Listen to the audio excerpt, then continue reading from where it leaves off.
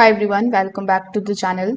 In today's video, I'm going to show you exactly how to disconnect a device from Xfinity Now Wi-Fi pass in 2026.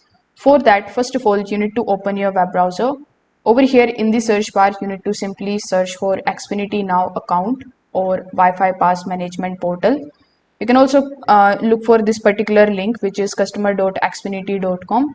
So when you just search for this particular link, you will be landed on the official Wi-Fi pass management portal.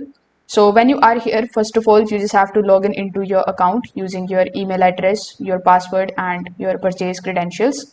Now, when you are inside your account, you just have to simply take a look at the dashboard.